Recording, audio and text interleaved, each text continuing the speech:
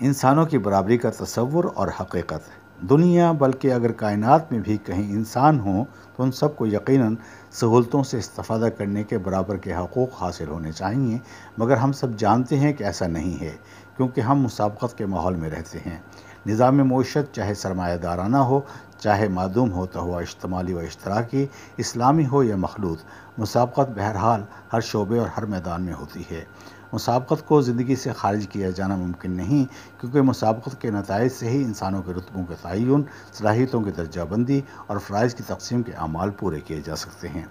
یہ کہنا کہ تمام انسان رتبے اور صلاحیت میں ایک جیسے ہیں، تمام انسان سوچنے کی ایک جیسی صلاحیت رکھتے ہیں، تمام انسان سیکھنے کی ایک جیسی صلاحیت رکھتے ہیں، طبی حوالوں سے غلط ہوگا، کیونکہ ایسے امراض بھی ہیں جو لوگوں کی صلاحیت کو محدود کر دیتے ہیں۔ جسمانی استعداد میں کمی کے حامل سبھی افراد اسٹیفن ہاکنگ کے سے ذہن اور قوت ارادی کے حامل نہیں ہوتے، اور نہ سبوں کو اتنی تکنیکی آسائشیں میسر آ سکتی ہیں جتنے انہیں میسر تھیں۔ سماجی طور پر بھی سبھی ایک طرح کے رتبوں تک نہیں پہنچ سکتے۔ طب اور عمرانیات دونوں ہی سائنسی علوم ہیں۔ طب نے طے کیا ہے کہ کچھ لوگ غبی ہوتے ہیں اور کچھ فاطر العقل، کچھ بہت ذہین ہوتے ہیں، کچھ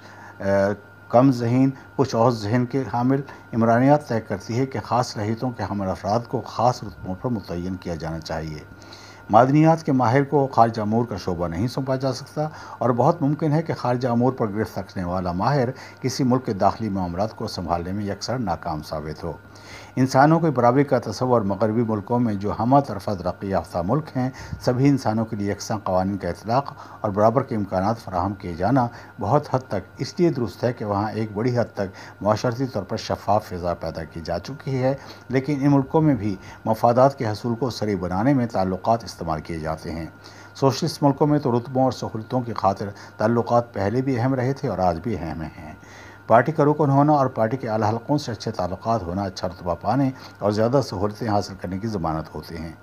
ان ملکوں میں بھی جہاں کوئی بھی نظام اپنی بدتر حالات میں ہو، وہاں انسانوں کے برابری کا تصور کیا جانا محال ہوتا ہے۔ اقربا پروری، بدعنوانی، صلاحیتوں کی نفی کیا جانا اور اسی نوع کے دیگر قباحتوں کے ہوتے ہوئے انسانوں کا برابر ہونا مشکل ہی نہیں بلکہ تقریباً ناممکن ہو جاتا ہے۔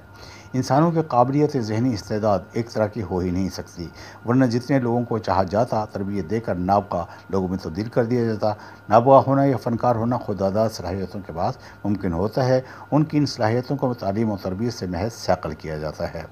تصور کے حقیقت میں ڈھلنے کے لیے اتنے بہت سے مراحل طے کرنے پڑتے ہیں، جن کو طے کرتے ہوئے اگر پہلے صدیاں لگتی تھیں تو آج بھی اشروں سے کم عرصہ درکار نہیں ہے۔ ان ادوار میں سول سوسائٹی کا فروغ، انتخابات کے عمل کو شفاف کیا جانا، قانون ساز ایوانوں میں شمولیت کی خاطر باصلاحیت، مستعد اور مساوات پرست نمائندوں کا چناؤ کیا جانا، معیشت کو فروغ دیا جانا اور معاشرت میں اقدار کو بلند کیا جانا جیسے اعمال پر کاربند ہونے کو شعار بنایا جاتا ہے، تاکہ انسانوں کے لیے برابری کو ممکن بنانے کی خاطر قوانین سازی کی جائے جن کے توسط سے اس ملک میں موجود انسانوں کو برابری کے حقوق اور امکانات سے استفادہ کرنے کے برابر کے مواقع مل سکیں۔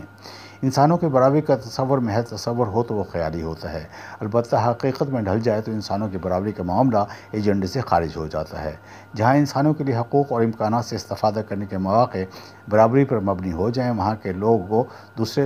لوگ دوسرے ملکوں کے انسانوں کے لیے برابری کی بات کرنے لگتے ہیں۔ لیکن اس میں بھی ایک اڑچن ہے کہ اس وقت دنیا میں جیسے حالات ہیں ان کی آڑ لیتے ہوئے وہی حکومتیں اور وہی قانون ساز ایوان جو اپنے ملکوں کے انسانوں کے لیے مسلسل برابری کے اصول کو مطمع نظر بنائے ہوئے ہوتے ہیں، وہ قومی مفادات کے تحت دوسرے ملکوں کے انسانوں کے لیے نہ صرف برابری کے اصول کی کوششوں کو پامال کرتے ہیں بلکہ ایسا کیے جانے کو بہت حد تک ناممکن بنا دیتے ہیں۔ چنانچہ برابری کے تصور کو حقیقت بنانے کی خاطر بہت پاپڑ بیلنے پڑتے ہیں اور قوموں کو بہت کٹھنائیوں سے دوچار ہونا پڑتا ہے، تب کہیں جا کر خوب کی تعبیر مل پاتی ہے۔